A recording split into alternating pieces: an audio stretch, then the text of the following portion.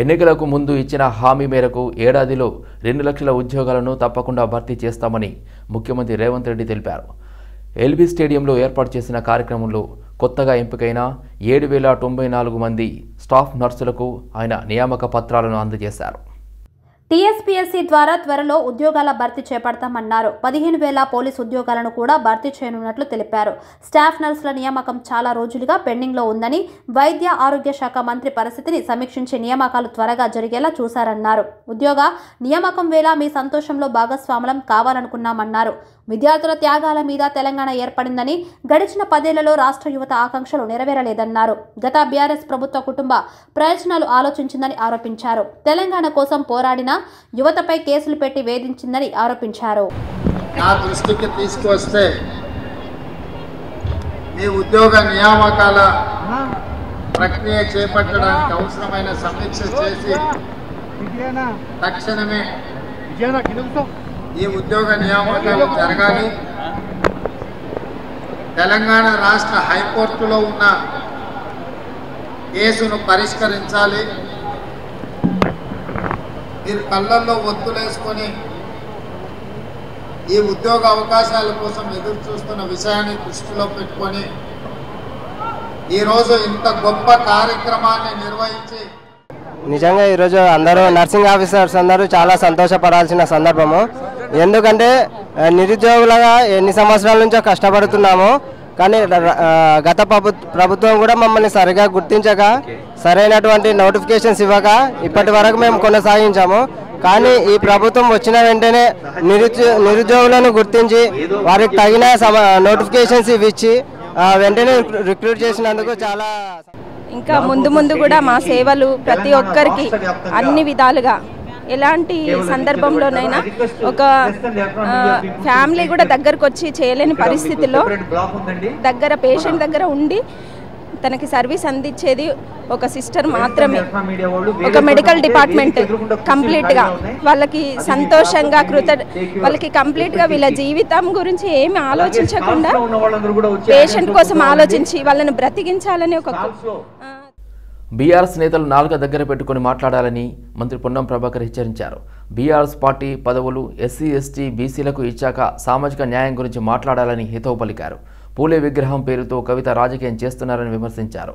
కవిత liquor కేసులో busy లేనట్టున్నారని, అందుకే కొత్త నినాదం ఎత్తుకున్నారని మంత్రి పొన్నం ఎద్దేవా చేశారు.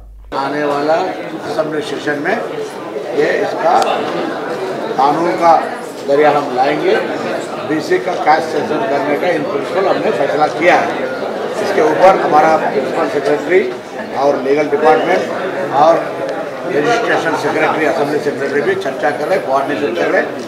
इसमें हम जो तेलंगाना के बीसी के रिटायर्ड IAS IPS जज है और बीसी का संगठन के लोग हैं, उससे हम मशूरा मांगते हैं कानून ऐसा कहीं भी कल दिक्कत ना हो, और इसके जरिए हमने लोकल बॉडीज़ का भी हो और आने वाला दिन में बीसी का स्थिति बदलने की हम कोशिश करेंगे.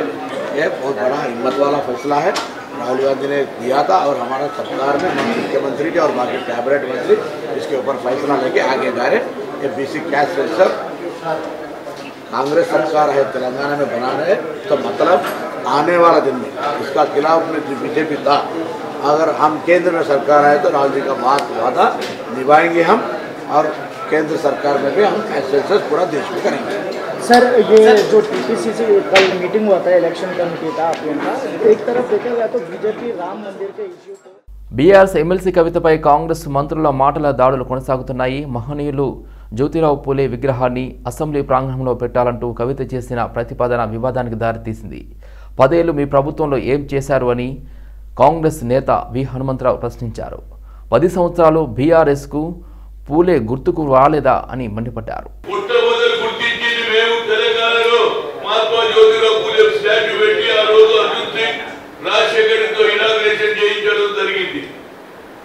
అక్కడనే అదే ఏరియాలో చేనెంబర్ దగ్గర మహాత్మా జ్యోతిరావు పూలే ఆడిటోరియం కట్టియాలని కేసీఆర్ గారు వచ్చారు, చెప్పాము. ఇంతవరకు లేదు, దాని ఆలోచనే లేదు. ఇప్పుడు ఎట్లుందంటే రైలు వెళ్ళిపోయినాక ప్లాట్ఫామ్ మీదకి వచ్చినట్టుంది. ఇప్పుడు ఏ ఇష్యూస్ లేవు వాళ్ళకు. ఇలా జ్యోతిరావు పూలే ఇష్యూ దొరికింది వాళ్ళకు.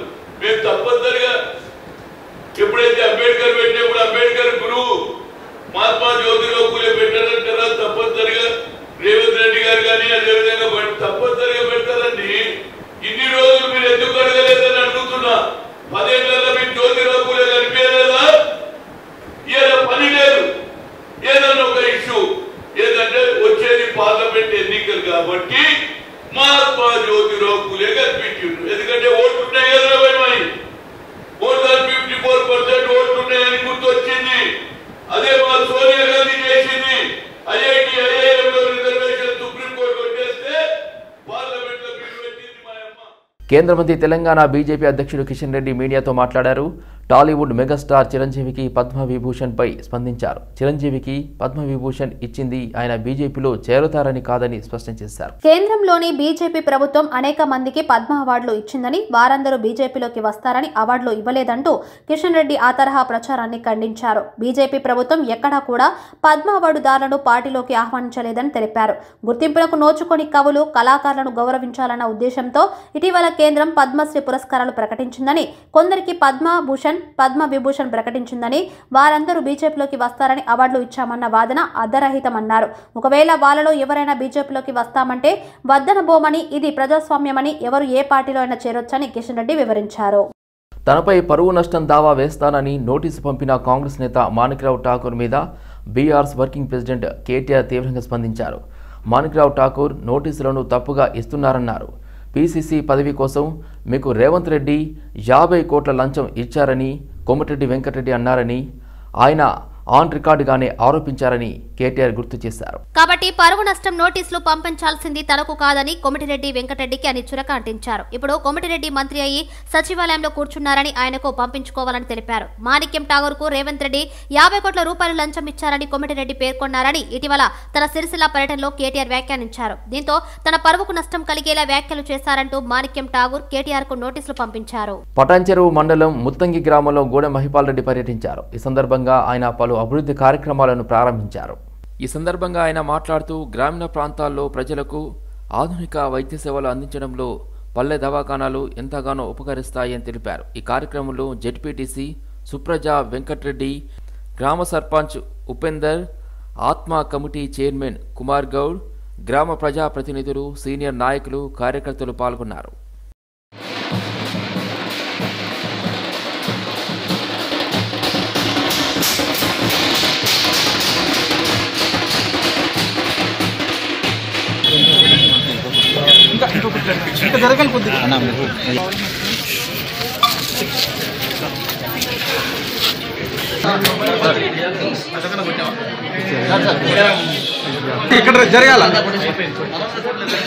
మేడ్చల్ నియోజకవర్గంలో బీఆర్ఎస్ విజయకేతనం ఎగురవేసిన సందర్భంగా సామీర్పేట మండలం అలియాబాద్ చౌరస్తాలోని సీఎంఆర్ కన్వెన్షన్లో విజయోత్సవ సభ నిర్వహించారు. ఈ సభను మేడ్చల్ నియోజకవర్గం ఎమ్మెల్యే మల్లారెడ్డి ఏర్పాటు చేశారు. ఈ సభకు ముఖ్య అతిథిగా మాజీ మంత్రి నిరంజన్ రెడ్డి పాల్గొన్నారు. ఈ కార్యక్రమంలో మేడ్చల్ నియోజకవర్గ బీఆర్ఎస్ పార్టీ ఇన్ఛార్జ్, రాష్ట్ర బీఆర్ఎస్ పార్టీ యువ నాయకులు నాగారం, దమ్మాయిగూడ మున్సిపాలిటీ చైర్పర్సన్లు, జెడ్పీ వైస్ చైర్మన్, ఎంపీటీసీలు, కౌన్సిలర్లు, కోఆప్షన్ సభ్యులు, కీసరం మండలం సర్పంచ్లు, వార్డు సభ్యులు, నాయకులు, కార్యకర్తలు పాల్గొన్నారు.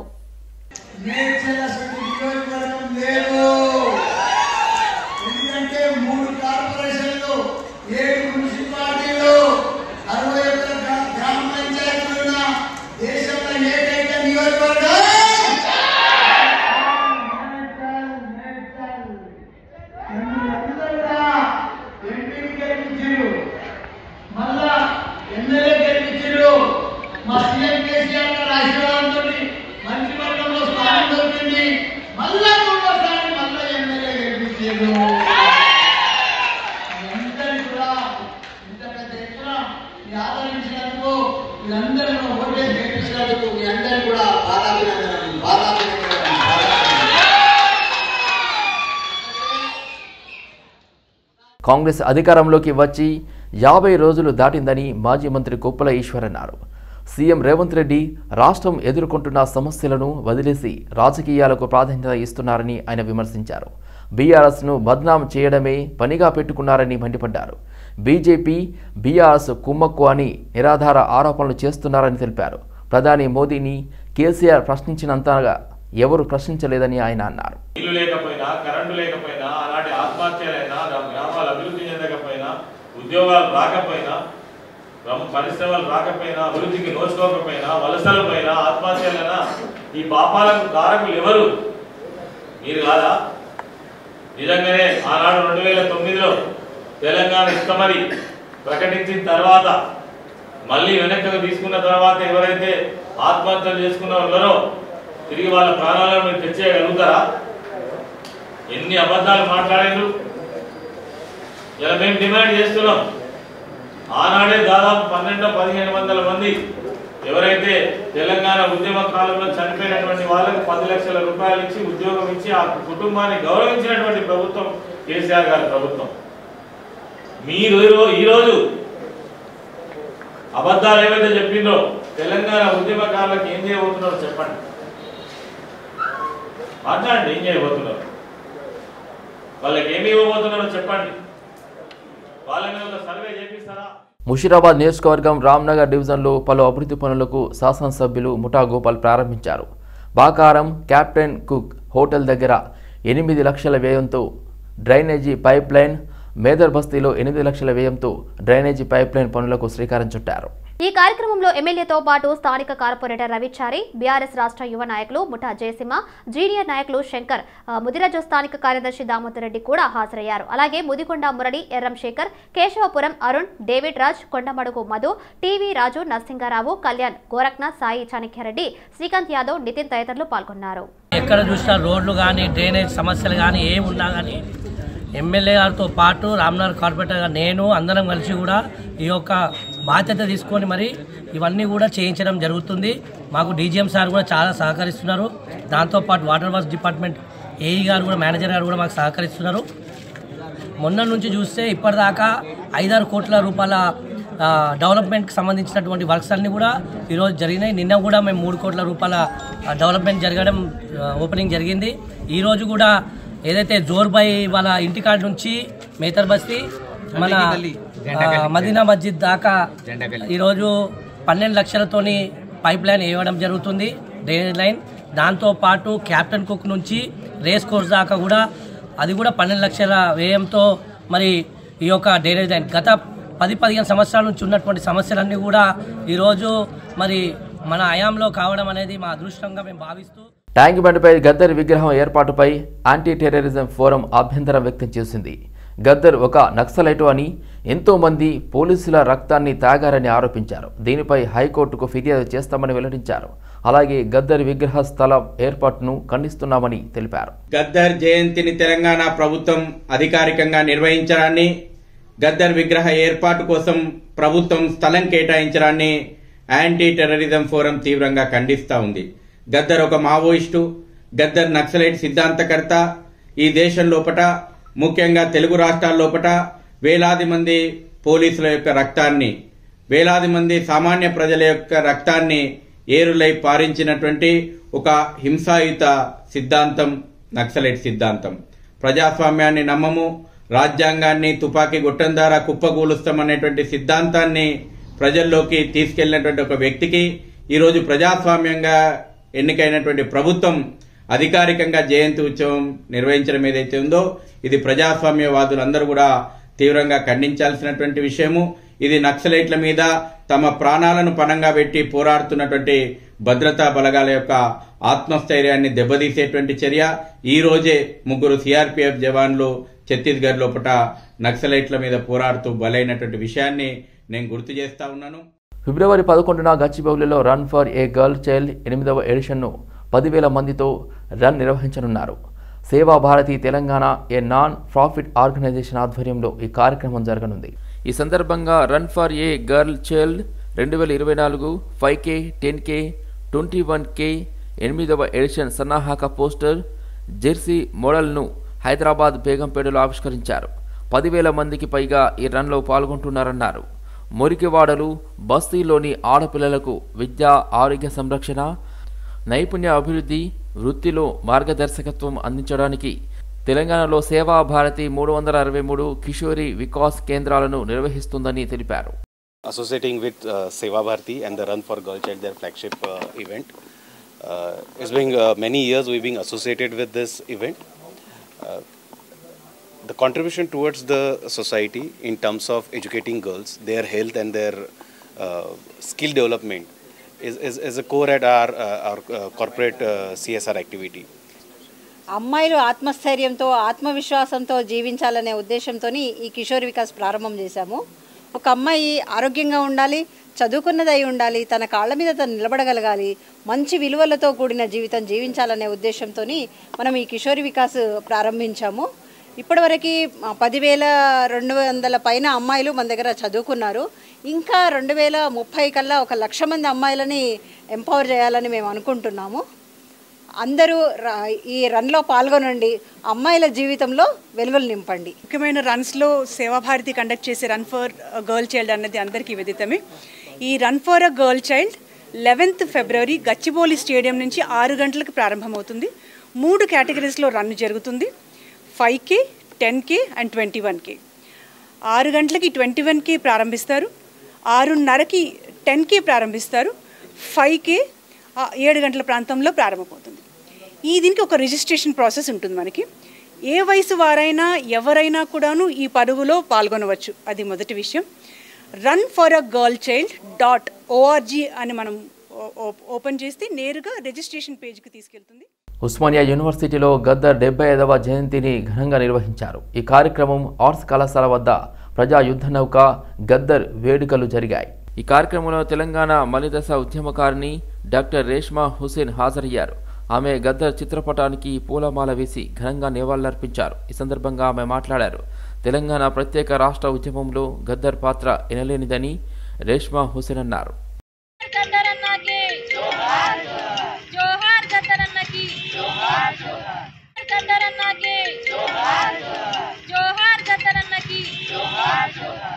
వనస్థలిపురంలో ready to serve old age హోమ్లో Miss India South winner actor and singer Supriya జన్మదిన వేడుకలు ఘనంగా జరిగాయి. ఈ సందర్భంగా వృద్ధుల మధ్య ఆమె కేక్ కట్ చేసి వారికి తినిపించారు. అనంతరం కాసేపు వృద్ధులతో సరదాగా గడిపి వారి యోగక్షేమాలను ఆమె అడిగి తెలుసుకున్నారు. ఓల్డ్ ఏజ్ హోమ్కు కావలసిన నిత్యావసర సరుకులను పుట్టినరోజు సందర్భంగా ఆమె అందజేశారు. పుట్టినరోజు వేడుకలు ఈ వృద్ధాశ్రమంలో జరుపుకోవడం ఎంతో సంతోషంగా ఉందని సుప్రియ అన్నారు. వృద్ధులతో మాట్లాడిన కాసేపు తన అమ్మమ్మ తాతయ్యలతో గడిపినట్లుగా అనిపించిందని అన్నారు. తనకు ఇలాంటి అవకాశం కల్పించిన రెడీ టు సర్వ్ నిర్వాహకులు పెద్ద శంకర్కు కృతజ్ఞతలు తెలిపారు. నిజంగా నేను అనుకోలేదు నా బర్త్డే ఇలా జరుగుతాయి చెప్పి. చాలా క్యూట్గా స్మాలీ చాలా బ్యూటిఫుల్గా నా బర్త్డే చేశారు. నేను బాగా ఇమోషనల్ అయిపోయా. చాలా thank you so much Shankar garu and thank you so much నా అన్ని టీమ్స్ అందరికీ. నాకు నిజంగా చెప్తున్నాను, ఇంత లవ్ నాకు ఎక్కడి నుంచి దొరకలేదు. నా నాన్న వెళ్ళిన తర్వాత నుంచి నేను నా అమ్మ అంటే చాలా ఇష్టం. నేను ఎప్పుడు కూడా మీ అందరికీ వదలను. ఎంత దూరం ఎంత పైకి వస్తాను కూడా నేను తిరిగి మళ్ళీ ఇక్కడే వస్తాను. నేను కూడా one of the ready to ఫౌండేషన్కి వన్ ఆఫ్ ద మెంబర్గా నేను కూడా ఉన్నాను. చాలా హ్యాపీ అండ్ గర్వంగా అనుకుంటున్నాను. హైదరాబాద్లోని ఉప్పల్ మున్సిపల్ కార్యాలయం ముందు ప్రజాపాలన దరఖాస్తుల బాధితులు నిరసన వ్యక్తం చేశారు. ప్రజాపాలన దరఖాస్తుల నమోదు చేసిన సిబ్బంది బిల్లుల చెల్లింపులో జాప్యం జరిగిందని వాపోయారు. బిల్లుల చెల్లింపు విషయంపై బాధితులు ఉప్పల్ మున్సిపల్ డిప్యూటీ కమిషనర్ను కలిశారు. దీనిపై ఇంకా టైం పడుతుందని చెప్పారని అన్నారు. ఎప్పుడు చెల్లిస్తారో చెప్పండి అడిగామని అన్నారు. ఏమి చేసుకుంటారో చేసుకోండి, వెళ్లి ధర్నా చేసుకోండి పో అంటూ నిర్లక్ష్యంగా సమాధానం చెప్పారని వాపోయారు. డీసీ సార్ని కరెక్ట్ రెస్పాన్సిబిలిటీ లేదన్న. అమౌంట్ కోసం అడిగితే మేము ఇందులో మా దాంట్లో స్టూడెంట్స్ కూడా ఉన్నారు. అన్న అడగండి అన్న మీరు అడగండి అంటే మేము కూడా అడిగినాము. సార్ని అడిగితే ఏమంటున్నారు అంటే మీరు 1 వీక్ అని 2 times తిప్పినారు సార్. ఇంతకుముందు కూడా వస్తే 1 వీక్ అన్నారు, ఇప్పుడు వస్తే 1 వీక్ అంటున్నారు సార్. మరి నెక్స్ట్ 1 వీక్ రాకపోతే ఎట్లా అంటే డైరెక్ట్ కలెక్టర్ని అడుక్కోపో అన్నాడు. సార్ కలెక్టర్ని ఏంటి సార్ మీరు అట్లా ర్యాష్గా మాట్లాడతారంటే ఇంకోసారి శ్రీధర్ రెడ్డి సార్ వచ్చి కలెక్టర్ని అడగొద్దు ఏం అడగొద్దు మేమే ఇస్తామన్నాడు. అమౌంట్ శాంక్షన్ అంటే ఫైల్ చూపించినా అది వీళ్ళు రిక్వెస్ట్ చేసుకున్నట్టు ఫైల్ ఉందని అప్రూవల్ అంటే ఏం లేదు ఫైల్ ఆడ. సో మేము సార్ డీసీ సార్ ఏమంటున్నారంటే మీరు ధర్నా చేసుకోండి ఏమైనా చేసుకోండి అది వచ్చే టైంకి వస్తాయి అని చెప్పి అంటున్నాడు. అంటే రెస్పాన్సిబిలిటీగా ఆన్సర్ చెప్తలేడు ఆయన. మేము చాలామంది స్టూడెంట్స్ కూడా ఉన్నారు సార్ ఇక్కడ.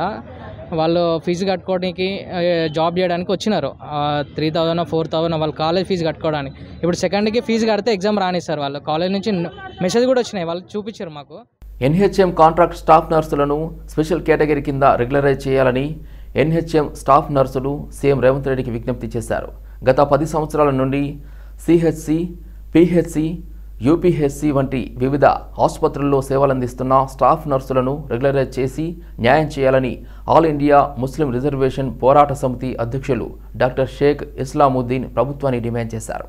500 మందికి పైగా ఉన్న స్టాఫ్ నర్సులు కోవిడ్ వంటి కష్టకాలంలో కూడా సేవలందించారని ఆయన తెలిపారు. ప్రభుత్వం నిర్వహించిన పరీక్షల్లో క్వాలిఫై కావడమే కాకుండా సేవలు అనుభవజ్ఞులున్నారన్నారు. ఇలాంటి వారిని కొత్త వారితో సమానంగా రెగ్యులర్ చేసి నష్టపోకుండా నివారించాలన్నారు. సెలెక్ట్ అయి కూడా జోనల్ పరంగా నష్టపోయారని వివరించారు. ఏఎన్ఎంల వయోపరిమితిని 52 ఏళ్లకు పెంచిన విధంగానే స్టాఫ్ నర్సుల వయోపరిమితిని కూడా పెంచాలన్నారు. జరిగింది. ఎందుకంటే కరోనా టైంలో ఎవరిని కూడా కనీసం ఇంటికి రానిచ్చేది లేదు, మనం ఇంటికి పోయేది లేదు, చనిపోతే కూడా మనం వెళ్ళలేదు. కానీ మరి మన నర్సులు, మన ఆడబిడ్డలు వాళ్ళ వాళ్ళు తెగించి ప్రాణాలకు అతీతంగా కుటుంబ సభ్యులను కూడా పక్కన పెట్టి వాళ్ళు సేవ చేయడం జరిగింది. కాబట్టి కనీసం ఆ సేవకైనా మనం గుర్తించి ప్రాణాలకు ఒక సైనికుల లాగా వాళ్ళు పనిచేసిండ్రు. కాబట్టి ఏమైనా మనకి అంటే ఏదన్నా మనం ఇప్పుడు కొన్ని ఇన్స్ట్రక్షన్స్ ఉంటాయి, వాటిని కొద్దిగా సవరించి తప్పకుండా ఈ ఆడబిడ్డలకు న్యాయం చేయాలి. ఎందుకంటే ఇప్పుడు మళ్ళీ వాళ్ళు ఎగ్జామ్ రాయాలంటే ఆల్రెడీ ఇప్పుడు మేము ఈరోజు రౌండ్ టేబుల్ సమావేశం పెట్టడానికి ముఖ్య ఉద్దేశం ఏమంటే, వీళ్ళు గతంలో దాదాపు నెలల తరబడి నుంచి తిరుగుతూ ఉన్నారు. కానీ తెలంగాణ రాష్ట్ర ముఖ్యమంత్రి వర్యులు రేవంత్ రెడ్డి గారి దాకా వీళ్ళ బాధలు పోతలేవు. కాబట్టి మేము ఈరోజు మాకు నమ్మకం ఉంది, తెలంగాణలో గతంలో ఏదైతే కేసీఆర్ ముఖ్యమంత్రి ఉన్నప్పుడు మాకు నమ్మకం లేకుండే 10 సంవత్సరాల్లో ఏ ఒక్క రోజు కూడా సెక్రటరియట్కు మేము వెళ్ళలేదు. కానీ ఈరోజు తెలంగాణ రాష్ట్రంలో గత ప్రభుత్వాన్ని ఫుట్పాత్ ఆక్రమణలకు పాల్పడితే కఠిన చర్యలు తప్పవని సికింద్రాబాద్ సర్కిల్ టౌన్ ప్లానింగ్ అధికారులు హెచ్చరించారు. ఈ మేరకు తార్నకా నుంచి మెట్టిగూడ ప్రధాన రహదారిలో ఫుట్పాత్ ఆక్రమణలను సికింద్రాబాద్ టౌన్ ప్లానింగ్ అధికారులు తొలగించారు. Zonal commissioner Secunderabad circle deputy commissioner ఆదేశాల మేరకు ఫుట్పాత్ ఆక్రమణల తొలగింపునకు స్పెషల్ డ్రైవ్ నిర్వహించినట్టుగా అధికారులు తెలిపారు. సికింద్రాబాద్ పరిధిలోని ప్రధాన రహదారుల ఆక్రమణలను తొలగించడానికి లాలాపేట్, సీతాఫల్ మండిలో డ్రైవ్ మరింత కొనసాగుతుందని అన్నారు. ఫుట్పాత్లను ఆక్రమించి ఎటువంటి నిర్మాణాలు చేపట్టవద్దని హెచ్చరించారు. స్పెషల్ డ్రైవ్లో ఏసీపీ రజిత, టీపీఎస్ సరిత, న్యాక్ ఇంజనీర్లు ప్రకాష్, మోనిక, చైన్మెన్ నాగయ్య, ఆంజనేయులు, చంద్రశేఖర్ పాల్గొన్నారు. హైదరాబాద్ ఇందిరా పార్క్ చౌరస్తాలోని ఓ భవనంలో అగ్ని ప్రమాదం చోటు చేసుకుంది. ఈ ఘటన భవనంలోని 3వ అంతస్తులోని గదుల్లో అగ్ని ప్రమాదం జరిగింది. 3వ అంతస్తులో అద్దెకు ఉంటున్న బ్యాచిలర్స్ ప్రమాద సమయంలో బయటకు వెళ్లడంతో పెను ప్రమాదం తప్పింది. ఎలాంటి ప్రాణ నష్టం జరగలేదని దోమలుగూడ పోలీసులు తెలిపారు. సమాచారం అందుకున్న అగ్నిమాపక సిబ్బంది సంఘటనా స్థలానికి చేరుకొని మంటలు ఆర్పివేశారు.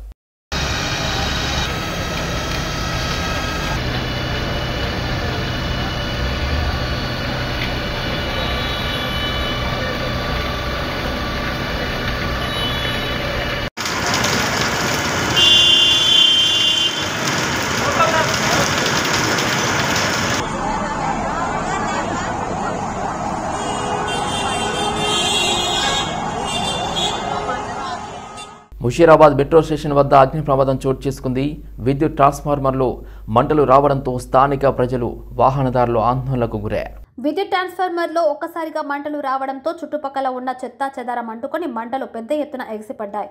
ఒకసారిగా భారీ మంటలు వ్యాపించడంతో స్థానికులు ఫైర్ సిబ్బందికి సమాచారం ఇచ్చారు. సకాలంలో అగ్నిమాపక సిబ్బంది వచ్చి మంటలు అదుపు చేశారు. ఈ అగ్ని ప్రమాదంతో ఎలాంటి నష్టం జరగకపోవడంతో స్థానిక ప్రజలు, వాహనదారులు, పాదాచారులు ఊపిరి పీల్చుకున్నారు.